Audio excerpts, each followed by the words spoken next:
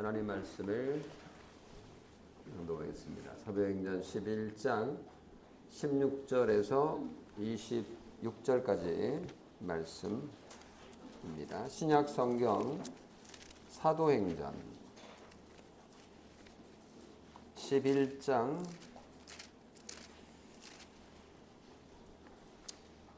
19에서 26절까지 말씀을 제가 낭독합니다.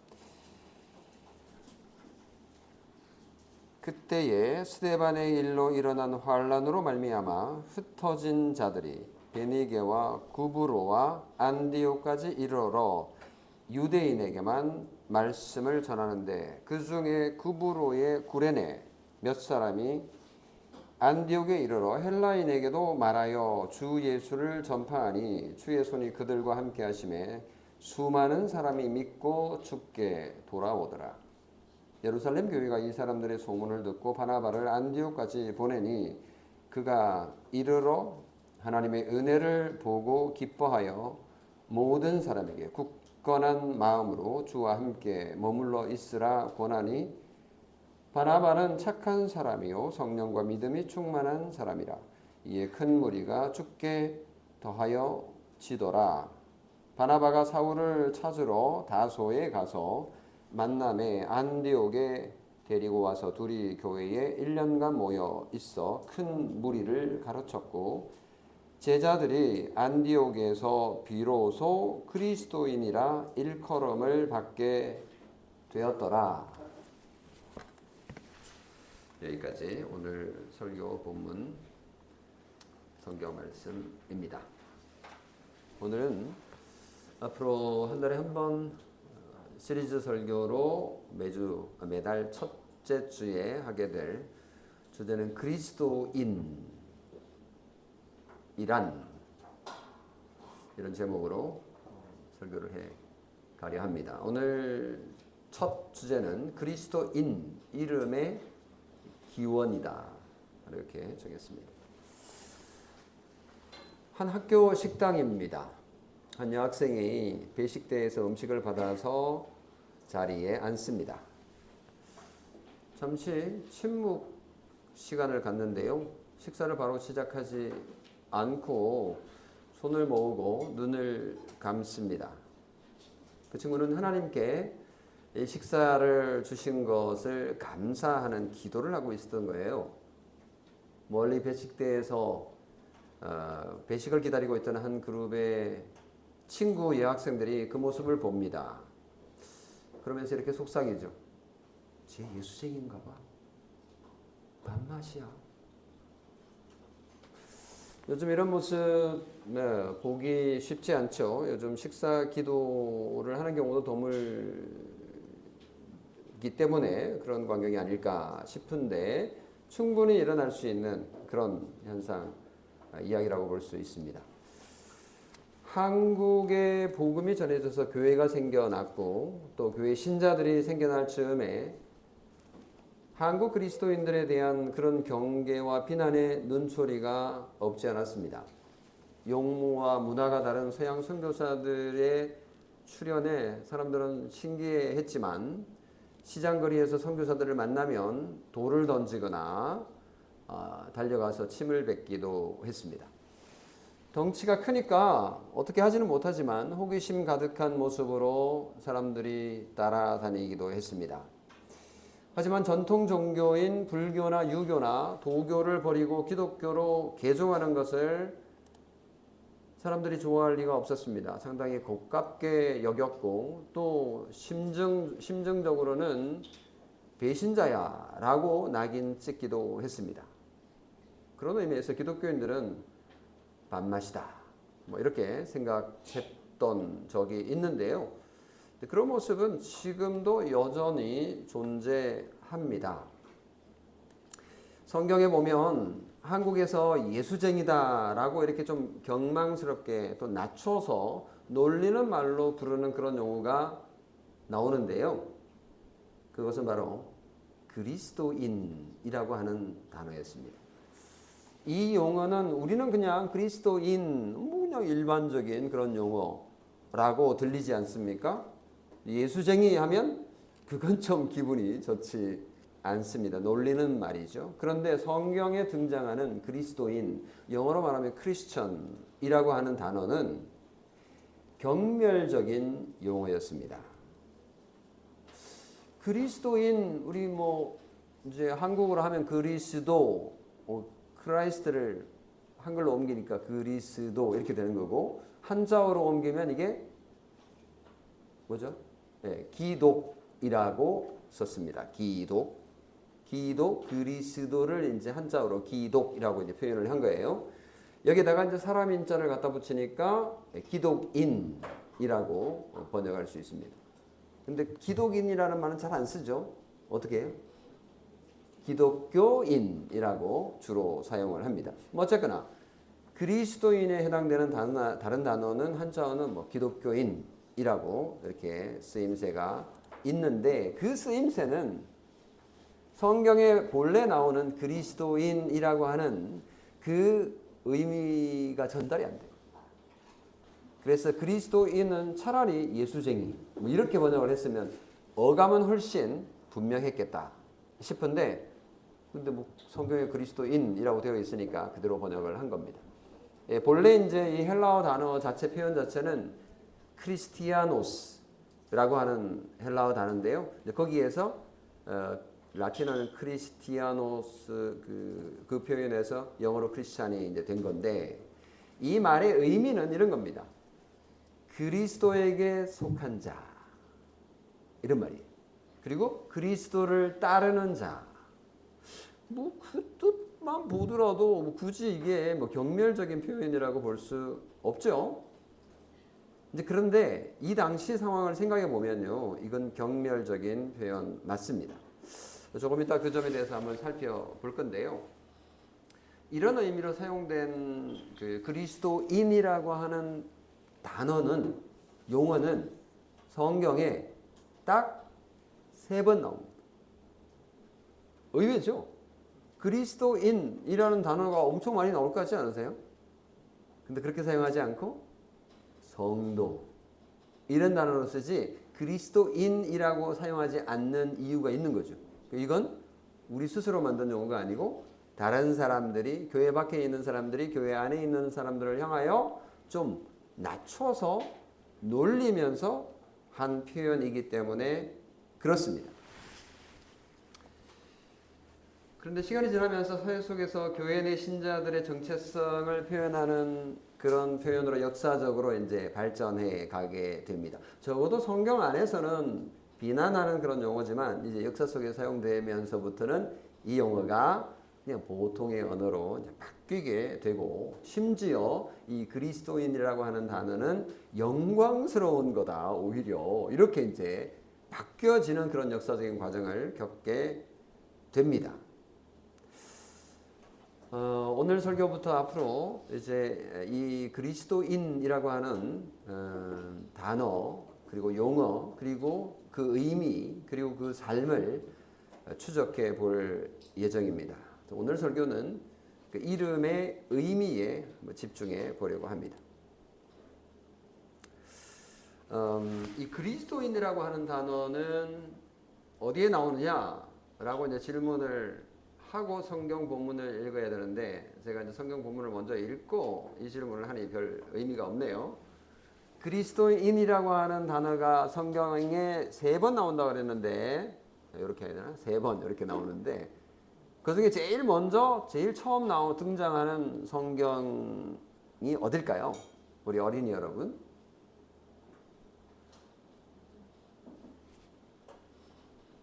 신약 성경 가운데 있어요. 그리고 오늘 또 읽었어요.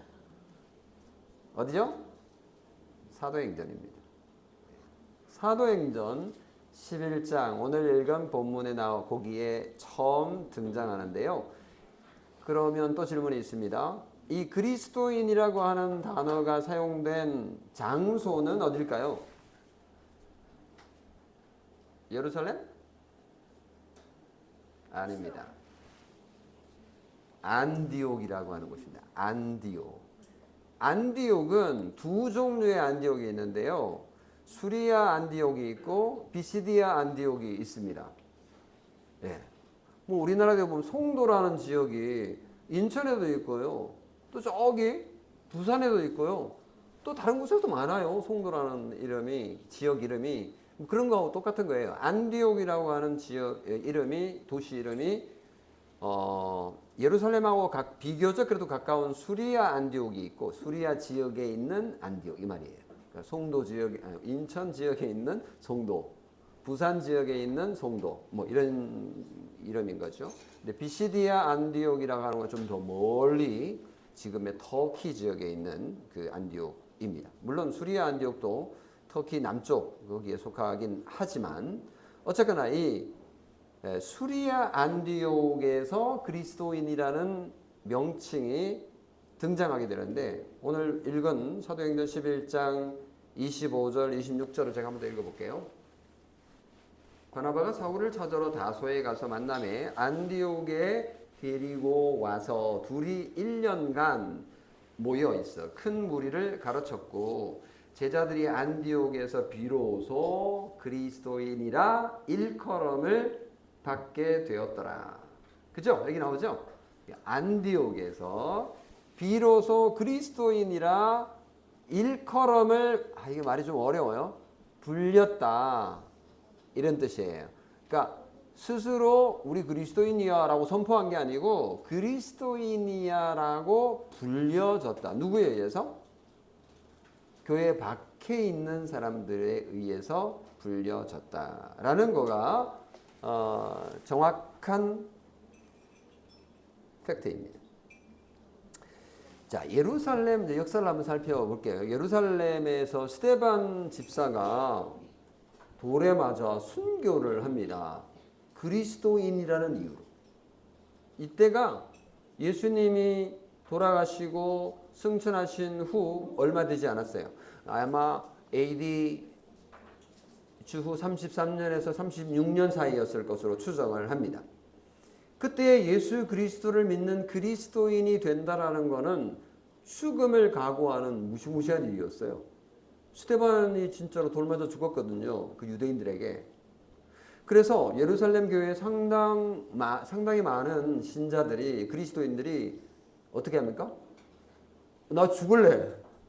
죽여줘. 뭐 이렇게 하는 바보는 없는 거잖아요. 아무리 믿음이 좋다 하더라도. 도망을 합니다. 어디로요? 예루살렘 밖으로. 예루살렘 밖 어디요? 주변 도시들로 도망을 가는데, 뭐 1차적으로 베니게로 가는데, 베니게는 페니키아 지역을 얘기하는 겁니다. 페니키아 지역이 그 팔레스타인의 바닷가에 있거든요. 번역을 베니게로 하니까 이게 뭐 어딘가 좀 헷갈리는데, 페니키아예요. 그리고 구브로로 갔다 와요. 이 구브로는 키프로스, 지금의 키프로스 섬이에요. 바나바가 이 키프로스 출신이거든요. 그쪽으로 도망가고, 그리고 비교적 제일 멀리 도망간 곳이 안디옥입니다. 그래서 이 안디옥에 그리스도인들이 많이 이제 예루살렘에서 예수 믿던 그리스도인들이 초기에 몰려 들었던 거죠.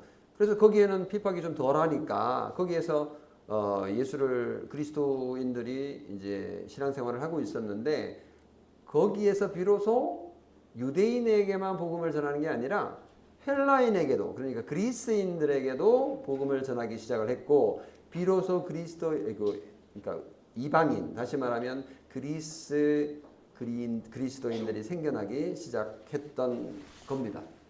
그런데 놀랍게도요, 유대인 그리스도인들은 많이 생겨나지 않는데, 그리스인 그리스도인들이 엄청 많이 생겨나게 됩니다. 그래서 우와, 안디옥 교회가 예루살렘보다 낫네. 그래서 예루살렘 교회가 안디옥 교회에 목사를 파송을 합니다. 그 사람이 누굴까요? 바나바라고 하는, 굳이 뭐 목사라고 하진 않지만 요즘으로 치면 목사인 셈이죠. 그래서 그 바나바가 이제 여기에 등장을 합니다. 아직까지 바울보다는 바나바가 훨씬 교회의 주도적인 역할을 하는 지도자였습니다. 그래서 바나바가 안디옥 교회에 와서 엄청 열심히 사역을 했고, 그 사역의 결과로 교회가 부흥을 하게 됩니다. 바나바는 착한 사람이고 성령과 믿음이 충만한 사람이다. 이렇게 적고 있는데요. 그의 사역의 결과는 큰 무리가 안디옥 교회에 모여든 것이다. 도대체 큰 무리가 이게 얼마나 큰 무리인지 뭐 100명인지 200명인지 뭐 1000명인지 2000명인지 우리가 알 수가 없습니다. 뭐 그건 중요한 거가 아니다 라는 것으로 추정이 됩니다. 그때 바나바가요 중대한 결정을 내립니다. 왜? 자기 혼자 이 교회를 감당하기 어려운 상황이 되었기 때문에 그때 바나바가 한 사람을 떠올립니다. 누구를요? 누굴까요? 그렇습니다. 안타깝게도 바울이라고 말했다면 90점, 100점이 아니고 90점 되겠어요. 왜냐하면 아직 바울이라고 기록되어 있지 않고 여기는 사울이라고 기록되어 있기 때문에 옛날 이름을 그대로 가지고 지금 쓰고 있는 거예요. 그래서 사울의 고향이었던 지금의 타르수스, 여기 성경 번역은 다소라고 번역한 이곳에 가서 사울을 데리고 와서 이 안디옥에서 바나바가 사울하고 공동 사역을 하게 됩니다. 그래서 이 둘 바나바와 사울이 안디옥에서 열심히 복음을 전했는데 1년 동안 복음을 전하니까 놀라운 일이 일어납니다. 하나님의 복음을 듣고 사람들이 자신의 죄를 회개하고 자기가 죄인임을 인정하고 그 죄를 용서해 주신 예수 그리스도를 붙잡기로 믿기로 영접하기로 결단하게 되는 거죠. 그래서 자기 죄가 용서받았다라는 사실을 알게 된, 깨닫게 된, 확신하게 된 교인들이 또 다른 사람들에게 복음을 전하게 되면서 안디옥 교회가 매주일 모여가지고 찬송하고 기도하고 설교를 듣는 일들을 계속하고 있었습니다. 이것을 옆에서 바라보는 사람들이 있었어요. 누굴까요? 세상에는 혼자 사는 게 아니잖아요. 우리는 일반 시민들 또는 우리의 친척들, 우리의 친구들하고 같이 살잖아요. 예수 안 믿는 교회 밖에 사람들도 얼마든지 있는 거죠. 그들이 이 안디옥 교회의 교인들을 보면서 진짜 신기하다. 쟤들 도대체 어떤 종류의 사람들이야. 지금까지 우리가 본 그런 모습이 아닌데? 우리가 봐왔던 그런 종교와 좀 다른 것 같은데? 저 사람들이 믿는 그리스도라는 인물이 도대체 누구야? 아니 들어보니까 뭐 별거 없던데? 뭐 팔레스틴의 조그만한 도시 나사렛 출신이다가 거기다가 가난한 목수의 아들이고 근데 30세가 되더니 뭐 몇 사람 데리고 12명 데리고 여기저기 다니면서 자기 뭐 하나님의 말씀을 전한다 그러고 자기가 어느 날 그리스도라고 주장을 하더라. 그리스도가 뭔데? 그리스도는 유대인들이 믿는 구약 성경에서 믿는 온 세상을 구원할 메시아를 말하는데 그 메시아는 히브리어고 그리스도는 헬라어로 그리스 말로 그리스도인데 자기가 그리스도다라고 주장을 하다가 어느 날 예루살렘에서 유대인들에게 음모로 십자가에 못 박혀 죽었잖아. 자신이 하나님의 아들이라고 큰 소리 치더니 꼴 좋게 흉악범으로 몰려가지고 십자가형에 처해졌어. 그 제자들은 뿔뿔이 흩어졌고 그냥 끝나는 줄 알았는데 아니 갑자기 제자들이 나타나서 자기 스승 예수 그리스도가 죽음에서 살아났다라고 하면서 3일 만에 부활했다라고 말하면 떠들고 다니다가 지금 그리스도인들이 모이는 교회가 된 거야. 아니 죽은 사람이 어떻게 살아날 수 있는 거야? 그건 말도 안 되지. 제자들이 예수님의 시체를 어디 옮겨서 숨겨두고는 빈 무덤을 가리키면서 예수님이 부활했다라고 제자들이 그냥 주장한 것 뿐이야. 그걸 로마의 병사들도 인정한 거야. 팩트 체크 해봐. 이렇게 말했습니다. 그런 말도 안 되는 이야기를 전하고 믿는 자들이 바로 그리스도인이잖아. 바보들이야. 아니 세상에서 교수하고 아니 선생님하고 아니 뭐 돈 많이 벌고 하는 저 친구들 왜 거기 가서 비비고 있는 거야? 바보들 아니야? 그리스도인? 이런 반응이었던 겁니다. 그때 이 안디옥 교회 안에 있는 자들, 그 교인들을 향해서 그리스도인, 크리스티아노스라고 불렀던 겁니다. 그리스도를 쫄쫄쫄 따르는 사람들, 그리스도의 똘마니들, 뭐 이런 정도의 의미입니다. 근데 한국에서는 이제 예수쟁이로 역사적으로 이렇게 불렸던 예수쟁이 뭐 놀리는 말이잖아요. 그와 같은 것입니다. 여기서 우리가 중요하게 생각해야 될 것은요, 이 명칭이 우리 교인 스스로 만든 것이 아니라 교회 밖 사람들이 붙여준 이름이라는 점입니다.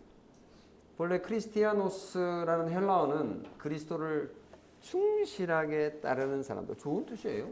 사실은 말 자체는, 용어 자체는. 근데 이게 그렇게 사용됐다라는 거죠.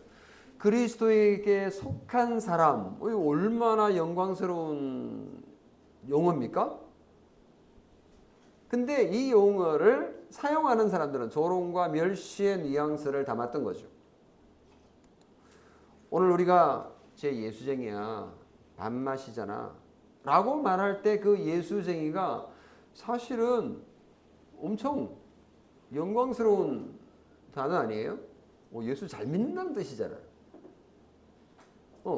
예수 안 믿는 사람이 그렇게 비난할 때야 뭐 욕하는 거지만, 그걸 거꾸로 보면 정말 진심이다. 너 예수의 진심이네. 이렇게 볼 수 있는 거잖아요. 요즘 이제 그리스도인에 대한 뭐 예수쟁이라는 말, 그 말을 쓰면 또 교양이 없어 보이니까 그런 말 안 쓰고 뭐 다른 용어를 쓸 거예요. 근데 한 10년, 글쎄요, 한 20년 사이에 있는 용어 가운데 하나가 기독교라고 하지 않고, 좀 못된 말을 써요. 개독교, 뭐 이런 말도 써요. 기독교가 아니고 개 같은 뭐 이런 식의 이제 욕이죠, 일종의. 있을 수 없는 거지만 이제 기독교가 싫고 또 기독교가 잘못하는 거 이런 것들 살짝 보면서 이제 기독교를 욕해주고 싶어서 쓰는 아주 좋지 않은 그런 용어입니다. 예수 그리스도를 욕하고 멸시하는 거죠. 가서 주먹을 날려주고 싶은데, 가서 그냥 욕을 해주고 싶은데 또 그렇게 할 수는 없습니다. 왜요? 예수 그리스도가 직접 그런 욕을, 그런 모욕을 당하셨잖아요. 예수 그리스도께 십자가에 못 박히셨을 때 예수님을 향해서 막 놀렸잖아요. 너 하나님의 아들이면 내려와 봐. 그 십자가에서 내려와 보라고 놀렸습니다. 그런데 예수님께서는 그들을 향해서 욕하지 않으셨습니다. 그들에게 주먹을 날리지도 않으셨습니다. 오히려 저들을 향해서 저들이 알지 못하니 하나님 불쌍히 여겨달라고 오히려 말씀하셨죠. 그렇기 때문에 우리는 그리스도를 따르는 자, 그리스도에게 속한 그리스도인인 우리는 그분의 발자취를 따르는 사람들 아닙니까? 우리가 그렇게 할 수 없습니다. 그렇게 해서도 안 되는 거죠. 안디옥의 그리스도인은 자기 주변 사람들이 자신을 향해서 놀림과 경멸과 멸시의 태도로 자신들을 대하는 것에 대해서 이상하게 여기지 않았습니다. 그냥 그렇구나 라고 하고 지나갔습니다. 저들이 예수 그리스도를 믿지 않고 모르기 때문에 그러는 것이야. 나도 예전에 그랬잖아. 그렇게 지나가는 거죠. 사실은 사울도 그런 자 아니었습니까? 사울이야말로 예수 그리스도를 믿는 신자들을 옥에 가두고 잡아서 고문하고 하는 그런 자였습니다. 스데반이 죽을 때에 사울은 옆에 서서 찬성표를 던지고 적극적으로 적극 가담자였습니다. 자, 이게 이제 팩트인데요. 여기서 우리가 한 가지 주목할 부분이 있습니다. 교회 밖 사람들이 안디옥 교회 안 사람들을 그리스도인이라고 불렀다는 사실, 요거 이제 분명합니다. 그 사실은 그들이 그리스도를 따르고 있다라는 것을 분명하게 방증하는 그런 의미가 있는 겁니다. 직접적인 그런 그 증거는 아니지만 이제 방증이라고 하는 단어는 우리 어린이에 있으니까 간접적인, 지엽적인, 옆에 있는 직접적인 그런 증거는 아니고 그냥 격가지에 있는 그런 증거라고 할 때 이제 방증이라고 하는 단어를 쓰는데 그렇잖아요. 그들이 그리스도인이라고 우리를 불러줬으니 그들이 예수 안 믿는 사람들이 우리를 예수장이라고 놀리는 것을 보니 거꾸로 보면 우리가 과연 그리스도에게 속한 자가 맞구나 라고 역설적으로 자랑스러워할 수 있는 것이다 라고 말할 수 있습니다. 성도 여러분, 이 한국교회 교인들은 어떻습니까? 한국교회는 우리는 그리스도인이야 라고 큰 소리 치고 싶어하는 경향이 좀 있지 않나. 그러니까 우리 스스로 나 그리스도인이야, 나 예수 믿어, 나 교회 목사야, 그래도 몇천 명 안 되죠. 그래도 몇십 명 돼. 그렇게는 안 되네. 자랑이 별로 안 되는 것 같나요? 하여튼 제가 무슨 말을 하는지 아시겠죠? 교회가 그리스도인이 스스로 그리스도인이라고 말하고 싶어 하는 거예요. 교회 이름이 적힌 띠를 띠고 길거리를 활보하기도 하잖아요. 보여주고 싶은 거죠. 나 그리스도인이거든. 다 우리 교회 성도거든. 그런 방법이면 많죠. 청소 도구를 손에 들고 다 우리 교회 띠 띠고 또 맛있는 거 좋은 거 나눠줄 수도 있습니다. 그런데 그게 과연 성경이 말하는 그리스도인의 정체성이라고 할 수 있을까요? 오히려 역효과를 낼 수도 있습니다. 원래 그리스도인이라는 이름이 교회 밖 사람들이 경멸하는 말로 부른 것에 불과한 거 아닙니까? 예수 그리스도는 오히려 오른손이 하는 일을 어떻게 해요? 왼손이 모르게 하라. 마태복음 6장에 그렇게 가르치셨다면 예수님을, 예수 그리스도를 따르는 그리스도인, 예수쟁이는 우리의 선행을 떠벌리며 보여주며 우리 그리스도인이야 알아줘 라고 하는 거가 과연 그리스도인다운 것일까? 라는 생각을 하게 만듭니다. 오히려 우리가 우리의 선행을 떠벌리고 있다면 우리는 그리스도인이 아니거든 라고 시위하는 게 아닐까요? 좀 심한 말일까요? 그리스도께서는 그렇게 우리에게 가르치셨지만 그거 지키는 사람 누가 있어? 현실은 그렇지 않은 거야. 우리가 열심히 우리의 잘하는 거 나타내야 돼. 드러내야 돼. 그렇지 않으면 쟤네들 몰라. 맨날 우리 욕하잖아. 오해하고. 그러면 저들이 우리를 그리스도인 맞네 불러줄까요? 참 아이러니입니다. 기독교를 그래 잘한다 기독교라고 불러줄까요?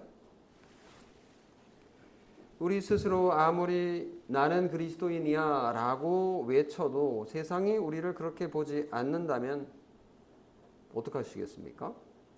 참 난감한 상황이 발생하지 않겠습니까? 내가 스스로 그리스도인이라고 외치는데 세상은 시위하고 있네. 너 내가 다 잘 알거든. 너 거짓말하고 너 욕하고 너 나보다 더 나쁜 짓 많이 했잖아. 네가 그리스도인이라고 뻔뻔하구만. 이렇게 평가한다면 어떻게 하시겠습니까? 이런 반응을 듣게 된다면 기분이 어떨까요? 성도 여러분, 직장에서 또는 학교에서 그리고 가정에서 이웃과의 관계 속에서 저 사람은 예수쟁인가 봐, 반맛이야 라는 얘기를 혹시 들으십니까? 그런 분위기가 있습니까? 그거 이상하게 여기지 마세요. 그거 괜히 기분 나빠하지 마세요. 오히려 더 자랑스럽게 생각할 필요가 있지 않을까요? 오, 쟤는 나와 달라. 좀 기분 나쁘네. 이렇게 느끼는 건 그들의 느낌이에요. 그거 가지고 우리가 이러쿵저러쿵 할 이유가 없습니다. 예수님께서 핍박을 받으신 것처럼 예수를 따르는 예수쟁이도 경멸의 대상이 되는 건 너무나 당연하다라고 성경은 말하고 있지 않습니까? 교회 밖에서 예수 믿는 사람들이 손해를 보고 멸시를 당하고 모욕을 당하게 되면 슬프고 힘들고 때로는 자존심이 상할 수도 있지만, 다른 한편 예수 그리스도 안에서 경건하게 살고자 하는 자는 뭐를 받는다고요? 박해를 받는다라고 성경에 말씀하고 있지 않습니까? 디모데후서 3장 2절. 그리스도인과 기독교를 박해하는 것을 이상하게 여길 것이 아니라 오히려 그것을 역으로 당연한 것으로 여기고 오히려 더 감사할 수는 없을까요? 예수님께서 이렇게 말씀하셨어요. 요한복음 15장. 세상이 너희를 미워하면 너희보다 먼저 나를 미워한 줄 알라. 너희가 세상에 속하여 쓰면 세상이 자기를 사랑한 것이니 너희는 세상에 속한 자가 아니요 도리어 내가 너희를 세상에서 택하였기 때문에 세상이 너희를 미워하느니라 라는 말씀을 기억할 필요가 있습니다. 성도 여러분, 정말 이 설교를 들으니까 헷갈리나요? 왔다 갔다 하니까 좀 헷갈립니다. 아이러니하게도 정말 그리스도인은 핍박을 어쩌면 먹고 사는 존재입니다. 그리스도인이라는 이름은 세상이 그리스도와 교회 그리고 신자를 경멸의 눈초리로 바라보며 지어준 이름입니다. 이 이름은 버릴 것이 아니라 영광스러운 것이죠. 교회 안에 있는 우리가 교회 밖에 있는 사람에 의해서 그리스도에게 속한 자라는 확인을 받는 것이니 감사할 일 아닙니까? 그리스도인이라는 멸시 섞인 말이 잠시 기분 나쁠 수 있지만 곰곰이 생각해 보면 우리의 정체성을 다시 한번 확인하는 자랑스러운 이름이라는 것을 기억할 필요가 있습니다. 한국의 복음을 전해준 그리스도인 선교사들의 역사를 한번 잠시 살펴보면요. 1866년에 토마스 선교사가 중국 산둥반도에서 배를 타고 거기서 제일 가까운 평양을 향합니다. 평양 대동강을 따라서 미국 상선 제너럴 셔먼호를 타고 칙칙폭폭이 아니죠. 통통통통 배를 타고 이제 대동강 해서 평양까지 들어갈 수 있어요. 네, 신기하죠. 그러니까 밀물 때는 이렇게 강을 따라서 바닷물이 쭉 들어오기 때문에 수위가 높아서 진짜 그 평양까지 들어갈 수 있다라고 그래요. 근데 들어가서 그냥 모래톱에 배가 걸리고 이제 썰물이 되면서 거기에 타고 있는 20명 넘게 되는 선원들 다 죽습니다. 거기서 선교사, 거기에 함께 탑승했던 토마스 선교사도 순교하게 됩니다. 조선은 그리스도인들을 좋아하지 않았습니다. 그리스도교 선교사들을 환영하지 않았습니다. 그래서 토마스 선교사는 한국에서 순교한 개신교 최초의 선교사가 되었죠. 그러다가 우여곡절 끝에 선교사들이 한반도에 이제 발을 들여놓기 시작하는 역사가 이제 시작이 되는데요. 선교사들이 환영을 받았을까? 역사를 살펴보면요, 그렇지 않았다라는 것을 확인할 수 있는데, 한반도에 입국해서 생활하던 선교사들의 삶이 얼마나 힘들었겠습니까? 질병도 많았고 풍토병도 있었고 또 문화와 여러 가지 생활 습관이 다른 한국에서 이국 만리 낯선 땅에서 살아내는 것이 쉽지 않았을 겁니다. 그리고 조선 후기 한반도에는요, 외국인에 대한 그 생명의 위협이 도처에 도사리고 있었어요. 왜냐하면 조선 정치가 불안했기 때문에 서양 선교사들이 자신의 생명을 보존할 수 있는, 보증해 주는 것들이 하나도 없었습니다. 그래서 1882년에 미국하고 상호 통상조약을 맺었지만 그럼에도 불구하고 그거는 뭐 인천, 제물포나 그리고 원산이나 부산에만 해당됐지 정작 서울에는 선교사들을 보호하는 그런 안전장치가 없었습니다. 신기하죠?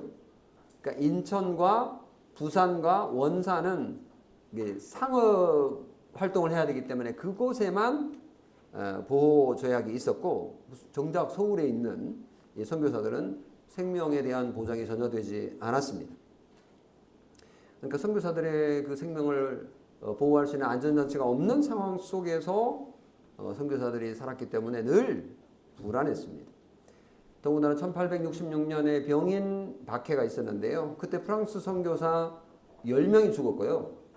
그리고 한인 천주교인들이 무려 19,000명 이상이나 죽었습니다. 무시무시한 박해였죠.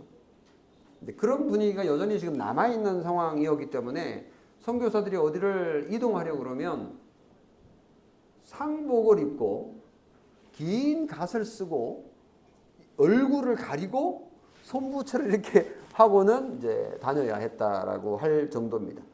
왜냐하면 상중에 있는 사람들은 이렇게 서로 말을 걸 수가 없기 때문에 보호를 받을 수 있는 그런 측면이 있었기 때문이라고 합니다. 선교사님들이 이제 한양 이렇게 서울에 와서 제일 먼저 그 집을 마련해야 되는데요. 덕수궁 주변 아시죠? 가보셨나요? 정동 지역이죠. 그쪽 지역에 그 몰락한 그 양반들의 집들이 좀 있었어요. 빈 집들도 좀 있고. 그래서 거기서 서울역까지 이렇게 쭉 있었는데요. 그 가운데 좀 저렴한 비어 있는 집들을 선교사들이 돈을 주고 삽니다. 그리고 이제 그 하층민들이 그 주변에 많이 살고 있었습니다. 그런 이제 몰락한 양반들의 집을 구입한 선교사들의 집이 거기에 많이 모여 있다 보니까 그 지역을 중심으로 선교가 이루어지게 되고 지금도 거기 가면 세문안교회가 있었고 지금은 옮겨서 다른 곳에 크게 지었습니다만은 지금도 그 정동 제1교회 감리교회는 지금도 그 자리에 남아 있습니다. 1890년에 의사 선교사 헤론이 그만 병으로 일찍 죽습니다. 1890년이니까요. 장지를 찾을 수가 없어요. 그래서 장지, 그러니까 묘지가 없으니까 저기 그 궁궐에서 멀리 떨어진 곳에 묻어 이렇게 한 거예요. 그래서 할 수 없이 저기 그 궁궐에서 멀리 떨어진 지금의 양화진에 묘지를 만들어서 묻게 됩니다. 이렇게 이제 선교사들이 그렇게 대우를 받지 못했습니다. 한국인들은 외국 선교사들을 어떻게 봤을지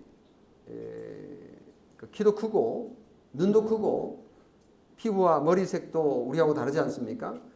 그러니까 뭐 신기하게 쳐다보고 호기심도 있지만 이 외국 선교사들에 대한 편견도 많았고요. 오해도 많았습니다. 대표적인 사건이 영아소동 사건이라는 건데 언젠가 제가 말씀 한번 드린 것 같긴 한데요.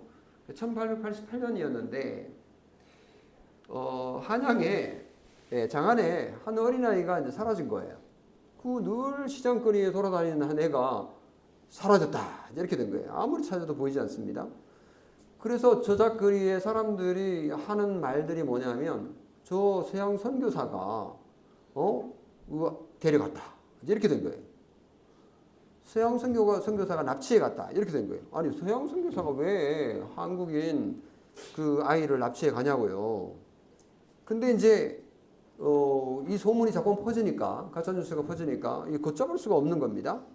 그래서 선교사들이 상당히 위험한 처지에 이제 이르게 되었는데, 나중에 이제 그것이 아니라고 밝혀졌어요. 범인이 잡혔는데 이 그 못된 깡패들이 이 아이를 잡아다가 인신매매를 하려고 인천으로 데려가서 중국으로 팔아 넘기려고 하다가 이제 발각이 된 사건입니다. 사실은 왜 이런 소문이 이제 나게 되었는지 근거가 있는데, 그게 뭐냐 하면 그 당시 사람들은, 한국 사람들은 선교사에 대한 온갖 그 뭐랄까 거짓 뉴스들을 가지고 있었는데, 선교사 집에 이제 한인 고아들이 거기에 이제 언더우드가 불러 모아가지고 데리고 살았어요. 고아들을 먹이고 재우고 또 가르치고, 그러다가 학교로 이제 변해가고 이렇게 되는데, 그 한국인들이 그 선교사 집에 있으니까 좀 좋게 안 본 거예요. 좋게 안 보고, 쟤네들 이제 아이를 데려가지고 꼬셔서 기독교인을 그리스도인으로 만들려고 하는구나 이렇게 한 거고, 그리고 선교사들이 가끔 집에서 막 고기를 구워 먹고 뭐 그러는 거를 이제 본 거죠. 바비큐 하는 거를 보고는, 쟤네들 저 조선 아이들 데려다가 그 잡아가지고 먹는 거 아니야? 뭐 이런 어떤 통째로 구워서 먹는 거 아니야? 뭐 이런 식의 소문들이 진짜로 났다고 해요. 그리고 또 어떤 얘기가 있었냐? 아이를 그 선교사가 죽이기 전에 외국인 그 선교사 주택 지하에, 그 지하를 만들어 놓고 지하에 데려가서 아이의 눈알을 빼고 혀를 빼가지고 약을 만든다. 근데 그 약으로 사진을 만든대. 그러니까 선교사들이 이제 사진을 찍어주는 너무너무 신기한 거를 이제 본 겁니다. 근데 저게 뭐야 도대체 어떻게 하는 거야? 근데 그 이제 약을 넣어가지고 이렇게 하잖아요. 근데 그 약이 신비의 약인 거야. 그래서 조선인들이 볼 때는 이 선교사들이 진짜 이상한 사람들이다, 이렇게 된 겁니다. 그리고 조선인 손님들이 그 집을 방문하면은 그 음식에다가 그 약을 넣어서 주는데, 그 음식을 먹는 순간 그 조선인은 그리스도인이 되더라, 개종을 하더라, 이런 유언비어가 돌았습니다. 근데 이런 내용은 우리가 세계교회사를 통해서도 배웠듯이, 로마에 전파된 그리스도인들, 그 기독교회가 어떤 오해를 받았는지 여러분 기억하실 텐데, 그거하고 비슷한 겁니다.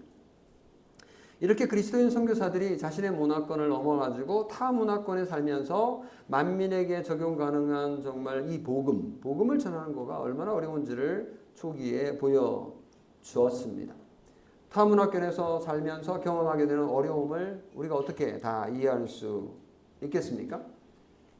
한국인들은요, 선교사들이 마시는 우유, 야, 쟤네들은 동물의 젖을 먹는데, 그러니까 맨날 그 몸에 털도 나고 동물들 같이 말이야, 짐승 같이, 뭐 이렇게 비난을 하기도 했답니다. 근데 사실은 이런 비난들은 다 오해에서 비롯된 거고, 또 문화적인 차이로 인해서 발생하는 것들이 대부분이었습니다.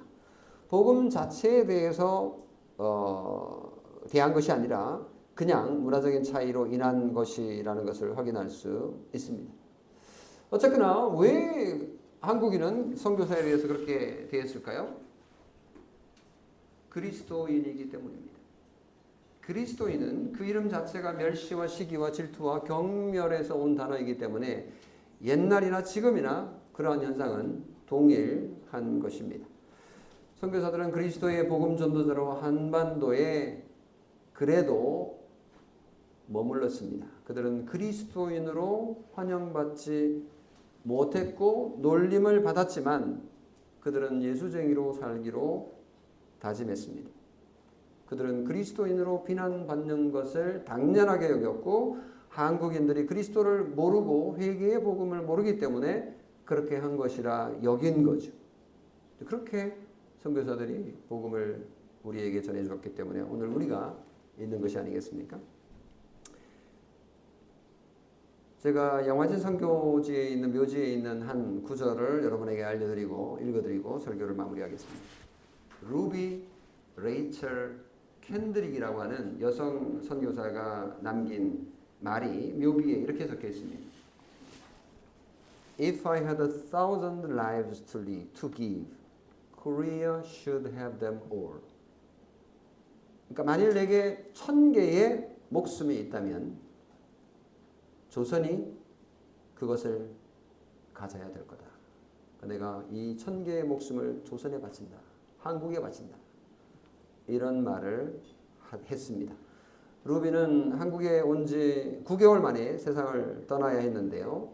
1908년에 죽었습니다. 루비는 텍사스 청년회에 보낸 편지 속에 이 문구를 썼다고 하는데 이거를 읽은 청년 20명이 그녀를 이어서 한반도 선교사로 헌신했다라고 합니다. 그리스도인 선교사 루비는 그리스도에게 속한 사람, 다시 말하면 그리스도인, 그리스도를 따르는 여성, 그리스도인 여성으로서 조선에서 사역했습니다. 그녀의 사역은 짧았지만 정말 그리스도인으로서 아름다웠습니다. 말씀을 맺습니다. 그리스도인이라는 이름은 기독교인이 먼저 만들어낸 말이 아니고 교회 밖 사람들이 붙여준 것임을 기억합시다. 비록 비아냥거리고 무시하고 놀리는 말일지라도 기분 나빠하거나 절망하거나 반격할 필요가 없습니다. 오히려 우리는 그 평가, 그 부름을 예수쟁이나 그리스도인이라는 경멸의 말을 우리 자신이 참 그리스도인이고 또 그렇게 살기를 원하는 신앙 고백으로 받아들이시면 좋겠습니다. 당당하게, 아름답게 루비 레이첼 캔드릭처럼 그렇게 살아가는 여러분이 되시기를 주님의 이름으로 축원합니다. 기도하겠습니다. 우리 주님께서 십자가에 죽으셔서 우리를 위해 죄를 용서하는 처벌을 받으시고 저주의 죽음을 죽으시고 우리에게 공짜로 믿는 자에게 그 하늘의 복을 다 주시기로 약속하신 그 은혜를 받은 우리가 그리스도인이라 칭함을 받는 것이 너무나 영광스럽다라는 것을 오늘 알려주시니 고맙습니다. 하나님, 우리가 우리 자신을 자랑하기보다는 그들이 우리를 향하여서 핍박하며 불러줄 그 이름을 소망하며 하루하루 살아가기를 원합니다. 주님 도와주시옵소서. 예수 그리스도의 이름으로 기도합니다. 아멘.